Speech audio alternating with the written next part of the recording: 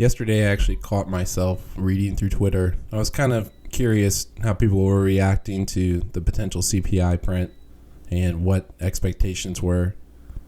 Man, did I just read some ridiculous things. It's crazy to me how many people will speak with such absolute certainty, but say things that are so profoundly wrong and inaccurate. And then it spreads. Someone will just read a random comment for another random person, and then they will accept that as fact, adopt it, and then stand by it with just insane convictions, like religious types of adherence to those convictions. That's crazy to me. A while back, I think it's been a few years at this point. Actually, I quit watching social media altogether, or reading through it, whether it's the Wall Street Bets subreddit or just browsing through Twitter. There's nothing to gain from that. If any, I'll still look at YouTube every once in a while, but even I've toned down on that for the most part. I have a very set amount of sources that I'll bother checking in on every once in a while. I think the reason most people fall into that, because early on I did too, is you're just confused and you're lost and you're just looking for sources. But the thing is that there are better sources than just browsing through social media. And then once you find a few, you got to also figure out what your temperament is and what your own trading strategy is. And when you're just browsing through social media looking for ideas, it's just random people with too much time on their hands. People who know what they're doing aren't posting to Reddit every 5 minutes. They're, creating established forms or lessons or, kind of what I'm doing now. But there's also this huge issue of people will go to the crowd to see what the crowd's doing, but crowds usually don't make money. There's this social media sentiment ETF tracker. I can't remember the name of it. I'm pretty sure it was created by the Barstool guy, whose name I also can't remember. Jeez. Anyways, that's stupid. That's like insanely stupid. And his performance has actually been horrible. He should stick to eating pizza. Not that I'm trying to focus. I'm trying to help new traders, but end of the day, you can't be just browsing around looking for what you're gonna find on social media. It's never gonna be productive for you. I get lots of pushback on that. Some people say, "Oh, I'm just looking on here for good laughs." And man, I just, again, is that truly worth it? Every once in a while, a meme will cross my Twitter notifications, and I'll go ahead and check it out. But it's a good laugh. But browsing through Wall Street Bets, you have to be careful with what you let enter into your mind. If you read a bunch of bearish stuff, even if you know it's stupid, it's going to have an effect on you. It's going to subconsciously affect your sentiment. You might become more hesitant. But pretending like reading a bunch of garbage has no effect on you is not doing you any good. And I think too frequently people will try to play that off like it doesn't matter. It does matter. It matters a lot. I think the other thing to focus on is how infrequently new traders actually come up with some sort of strategy to learn how to trade, and stick to it. I think maybe they get too caught up on, I avoided, I had a background in biochemistry and biotechnology. I spent a long time looking for supplements, what supplements I wanted. And then, finally, took a few supplements to the lab and realized how much of the industry is just complete, utter nonsense. And then, now, I'm barely a fitness addict, 200 pounds, easily, repping my body weight on bench, double my body weight on squat and deadlift. I'm a fit guy. And I don't take any supplements now. Maybe some just for, I take magnesium and L-theanine before bed.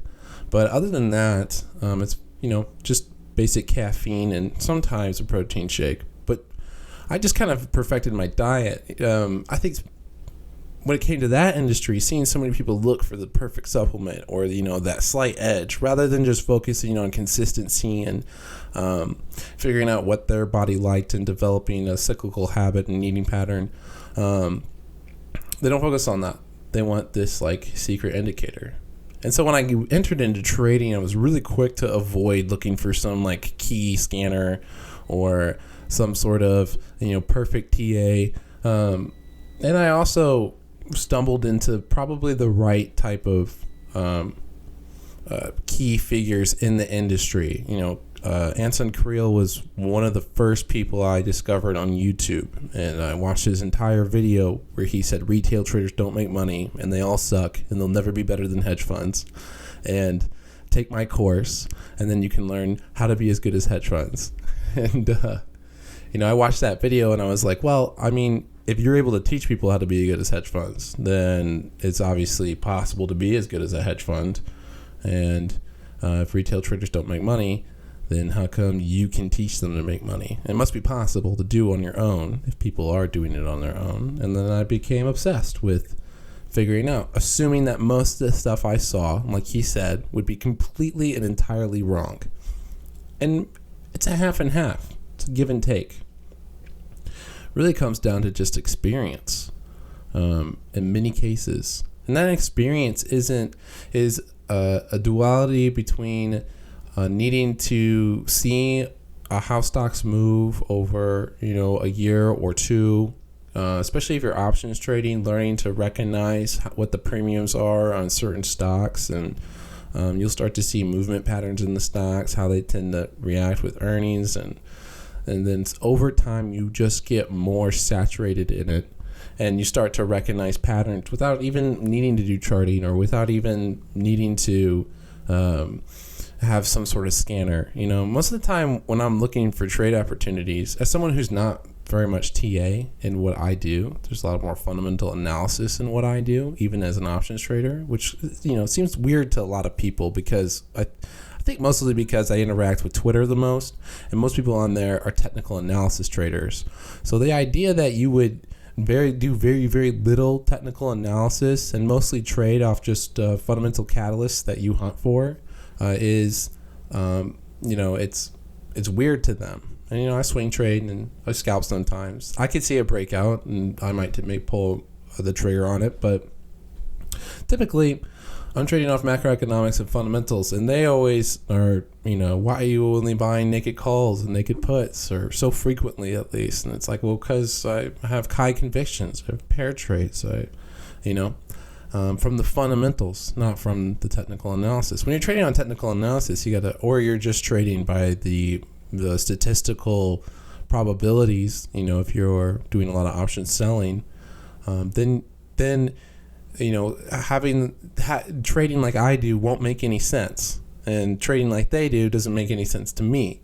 It doesn't make either strategy wrong per se, although I will say that my position can move against me in the short term and me not get flustered at all, because I'm trading off the fundamentals, and given enough time, fundamentals do play out. And if my fundamentals don't play out, I usually learn a very key lesson, some sort of insight, or recognize a new trend for a headline, or learn something new about a company, and that usually ends up setting up my next trade, which is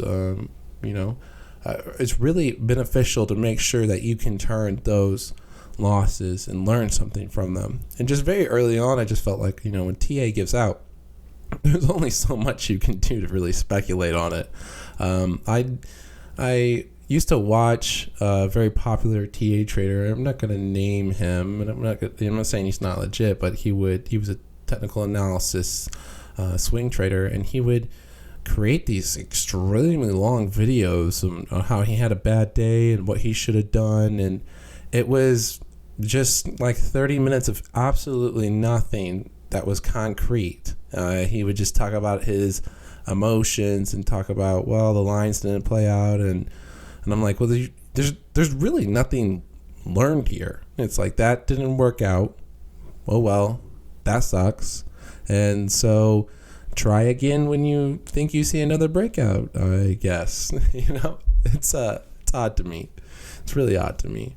There's also this, the other thing with new traders is this propensity for them to need to feel like they have to do something. Like, they have to make a trade. Like, if they don't make this trade, they'll never make money again. Like, if they don't set up something heading into the next day or make a trade today, they're never going to receive another opportunity. And especially yesterday, before the CPI data, that is what I saw.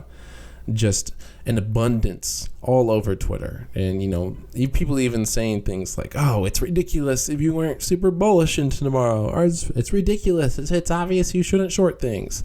Which makes it even funnier to me that the market literally touched a high and then touched a low first half of the day.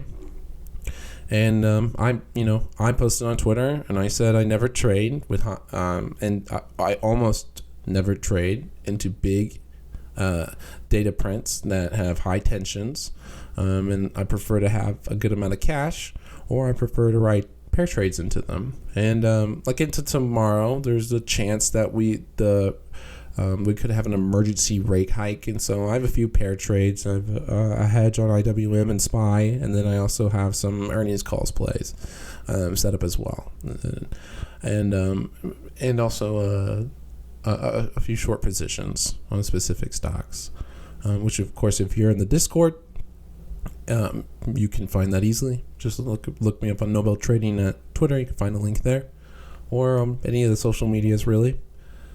But anyways, I like keeping some cash, and I think people forget that you don't have to trade into big events. Even the pros, the professional traders, they were rarely making plays into big economic events. Now, on occasion, they have high convictions and they'll go ahead and take a position, but almost guaranteed they have some sort of hedge, even if they're wrong. You're never going to see someone blindly play one-sided who wants longevity. Otherwise, you're just gambling if you're not doing any sort of risk management.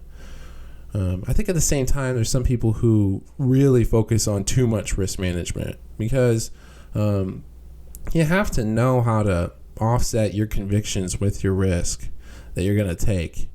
And I guess to a certain extent that comes with experience and understanding, what will warrant a high conviction and what has more risk involved with it. And just personally, I think that you develop that over time once you have a good understanding of your macroeconomics paired with a solid foundation for business and understanding social trends and sentiment as well. And so if you can identify the sentiment in the market appropriately, and then you can find a company sentiment appropriately, and what position that company is within their sector, and then what catalyst you're looking for, then it's a good alignment, and then you can really build on your convictions. Now, sometimes you're trying to go for a catalyst that's against the market. That was rough. That's what we've been doing in February. I've been really happy with the performance on February. We've had some burners lately, and it hasn't really shown up much at all. Played some earning calls great. Facebook, shorted Facebook. That was a great play. Played calls into Snapchat. These are stocks I followed for a long time. Was very against the market sentiment with the Facebook puts. But again, it was another one where, I thought my fundamentals were correct. I thought my estimation on how much global growth this company could continue to see would decline, and we went for it. Or I went for it. And I think with new traders, they'll immediately be off-put by how the market is treating the earnings play, or just assume, well, that's what most people are betting on, and then they'll just go for it, and they just follow the mob. But this is very, very, very big mistake. And I think besides social media, the other thing that you should probably eliminate from your consumption is mainstream news. Do not watch Jim Cramer. Please do not watch Jim Cramer. For your own sanity, you can't watch mainstream news. I prefer getting my news like it came in data points. If I want to typically look at economic data, I'm going to look at the actual economic calendar and pick out those data points. Or if I'm wanting the headline, I'm gonna try to look for some sort of source that will just give me the details. And the less narrative I get, the better, because it can just be difficult. And I think that actually leads to the next point, and the next thing that really hit me with why new traders suffer so much, and that is the inability to dissect out corporate language from different articles or earnings reports. You have to understand that everyone within the company is going to word pretty much every single thing they say in such a way that it's painted in a better light than it probably is. And they're always going to try to do what benefits them in the company. And if something's bad, they're going to try to find a good way to paint it. And you have to really have a very objective mindset about what you're reading and what you're looking through. And, words like fantastic or awesome or, these flowery adjectives that you can add in your language to make things exciting. When you're reading through stuff, try your best to just ignore that completely and entirely. Just the better you get at that, the more proficient you are at cutting out the fat of the content you're reading, the better you can have an appropriate understanding of what's going on. The other alternative that you can do that I very commonly do is always seek out, intentionally seek out the contrarian view of whatever you're trying to research, and then let those ideas battle out. And remember that you are not your ideas. I see that kind of leads into the next thing that new traders do poorly, which is they have this, I think most people in general in life, not just with trading and investing, but in general, they have this propensity to pair their ideas to who they are. This is actually something I touched on in the last podcast, but when people run into something that's contrarian to what they believe, they get angry or upset about it. Or when they've been corrected, the amount of times I've seen even big Twitter accounts or big Twitter traders, I've had a few with, there was one guy in particular at I can't even remember his name, but he had over 1 million followers, and he said something that was just so far off the wall wrong. So I corrected him, and he responded to me, and then I corrected him again, and then he deleted everything and blocked me. I would never advise anyone act like that. It's not, forget about how you appear to others. It's not helpful for you in general. Well, I guess those things actually are very cohesive with one another, but if someone corrects you publicly or in front of others, maybe not just even online, I think it's actually less important on Twitter. Remember, most of those are bots accounts. They're not even real people. If you follow me, I love you, but there's you need to thank them. You learning that you had something wrong is a gift, and you learning it because someone told you and not because you lost money is even better. There's never an instance in that where you should be angry, and when you're talking to someone and hearing out someone's opinion, put a value behind who you're talking to. Click on their profile, give it one glance. The amount of times I've talked to people and they've been overly dismissive with me is ridiculous. I'm like, if you click on my profile, you can read on this, and that might sound like a little narcissistic or grandiose. I didn't mean it as in I'm the best ever. How dare you think that I'm not? That's not what I'm trying to get at. What I'm trying to get at is that when you're just do the minor due diligence. That's the thing that always enters my mind. It's like, this person is talking to me about a topic. They don't even do the due diligence to see who they're maybe talking to, what knowledge I might have, whether it's even worth their time to talk to me. Instead, they continue to engage and be completely, what word am I looking for? They just write it off. This guy doesn't know what he's talking about. And I'm like, well, if that's how you treat that situation, I highly doubt you're doing much more hardcore due diligence with with your investing or trading. It's very obvious to me. The other day I posted a video on TikTok about how bullish I am on nuclear energy. Which, by the way, the very next day we made 50% on our calls on CCJ. Actually, still bullish on uranium. Very long-term trade. I don't know if you research videos on that. But on that video, almost immediately a kid responded, and he said this cap, which if you're not familiar with, the gaming world, cap means wrong, or, that's a joke or sarcasm. That's not true at all. He said that's not true at all. France is having trouble with the efficiency and cost of nuclear energy. And he said I didn't know what I was talking about, and then told me to look up an old Vox writer. And so I read that, and of course, it's complete nonsense. President Macron of France has declared, last year in November that he wanted to make France the lead the way globally in nuclear energy, and they have the most nuclear plants, the newest ones, and it's been great for them. It's the reason why they're not suffering a bunch of issues while Germany is. He literally could not have gotten that more wrong. And the Fox reporter that he cited did a special video on a outdated and unsafe nuclear plant that existed in India because the proper safety precautions had not been set for activity around the nuclear plant and updates.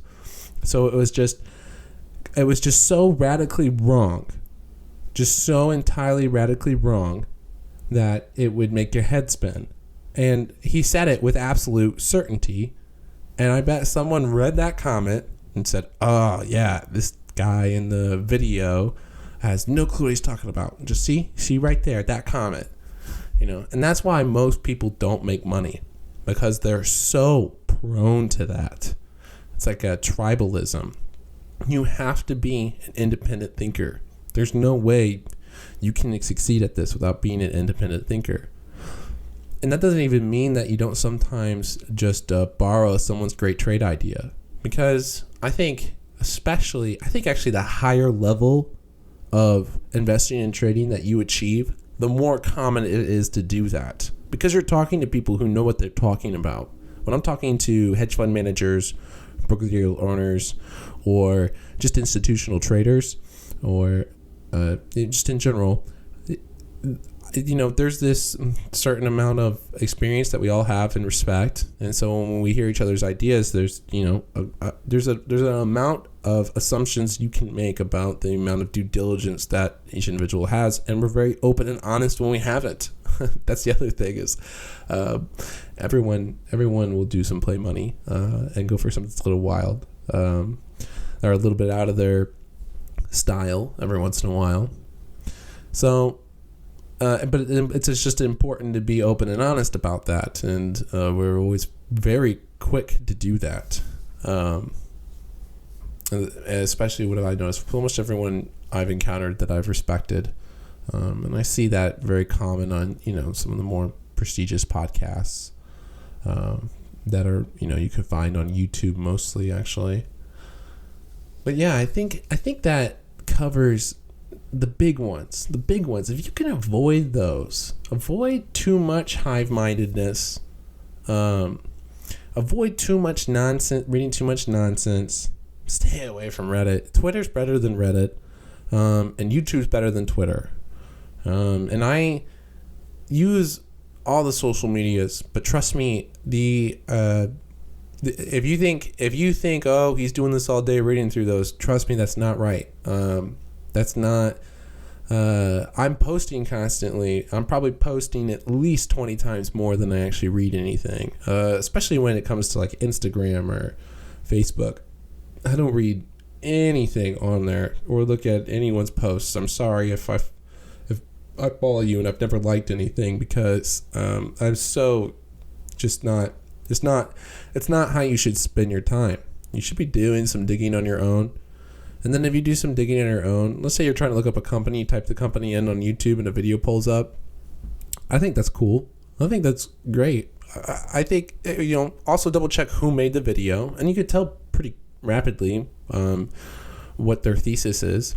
But even when you're in that situation, and this is actually really important, when you're in that situation, that person's making that video probably with some sort of bias. And so watch, they're gonna whip out the corporate language just like they're part of the sales team.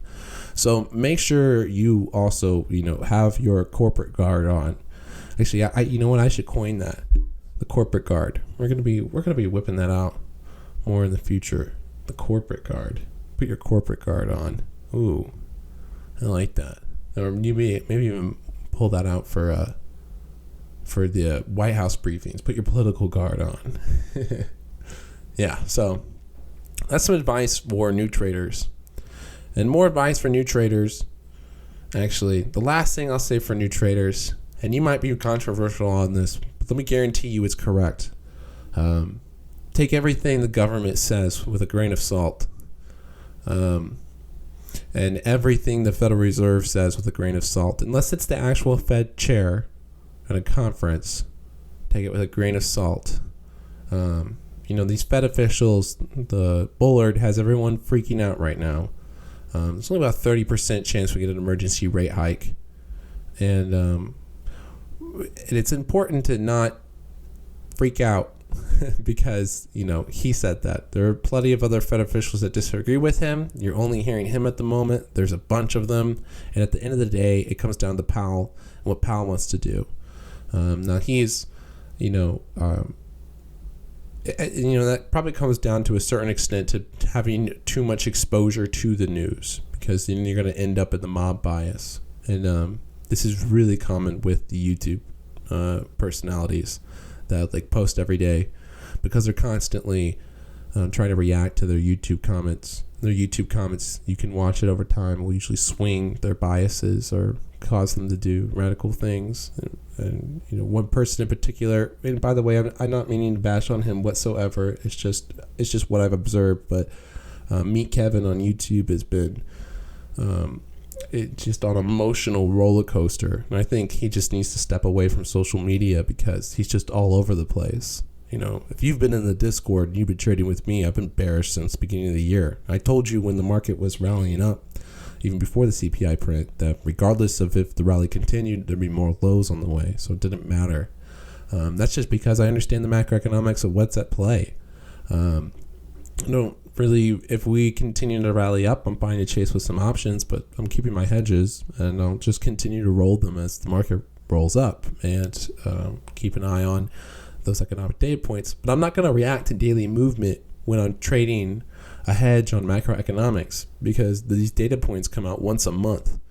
And then when those data points come out, I'm also keeping in mind that those are backward looking. And I guess that'll actually go with our last point for the podcast for new traders. Here's your last piece of advice. If you're reading an article about something that happened today, you're too late to it. Always. You should always be thinking of the effects of something, never the fact that it actually occurred. You should always be thinking what's next, never reacting to what you read or what you heard. Always think, well, what's the next step? Too many times people will say, well, I heard about this event that happens later this year, though, and it's going to be big. Well, if it's big, the market will price it in well before the event. And then when the event occurs, the market will sell off. So always play ahead, not behind, and not in the present, because it's probably already priced in.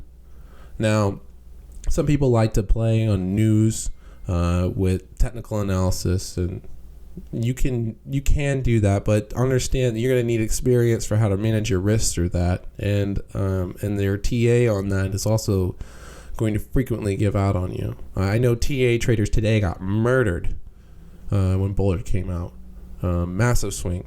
And you can't measure that. You have to manage your risk for that. That's not something that you can just predict or just read from a chart, which is another reason why Technical analysis is only constituting like 30% of my setup. It's for entries and exits. And that's it. And entries and exits. Here's another basic that we can go over. Do not buy into the green candle. The stock's going up, it's super green and it's rallying. Wait for it to take a breath. Wait till it's moving down, and then you want to look for your entry. And that's actually probably too even generic to even give as a tip, because sometimes people are just, they'll take that and then they'll just copy paste it for every situation. It definitely does not apply.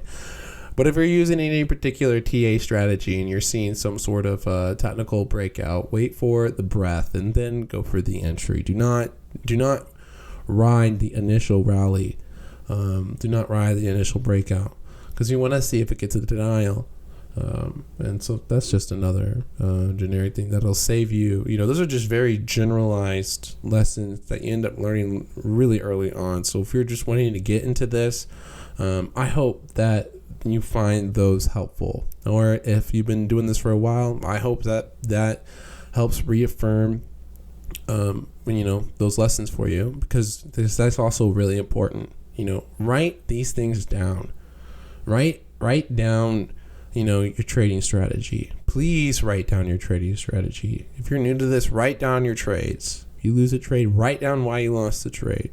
If you notice that you made the same mistake multiple times, color code it on your trade tracker. And if you don't have a trade tracker, get in the Discord and download our free trade tracker. And do that now, not later.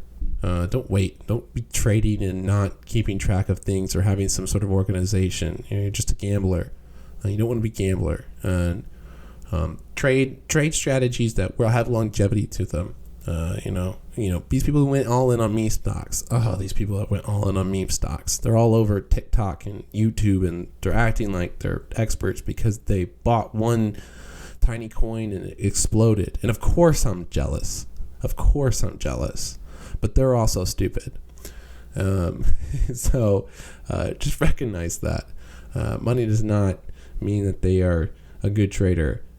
Pay attention to the content. Pay attention to, that's why I always, a lot of my content's forward-looking. Because even if people disagree with me, I can point back and say, see, I was right. At the end of the day, sometimes the way I look at this is different from me and Kevin, because me and Kevin wants everyone to like him. And I don't really care if people like me. I'm just here to make money, and I'm here to help other people make money. And sometimes we're going to disagree, but I'm going to be right. And sometimes they're going to disagree, and they're going to be right. And we might not like each other during those time periods, but that doesn't matter, because we're still unified in the fact that we want to make money. And that's what matters. We're not here to be emotional about this. We're here to win. So, hope you enjoyed the podcast. If you'd like to support the podcast, please visit the Substack at Spacing Out. And check us out on YouTube and follow me on Twitter. Hope you have a great rest of your night.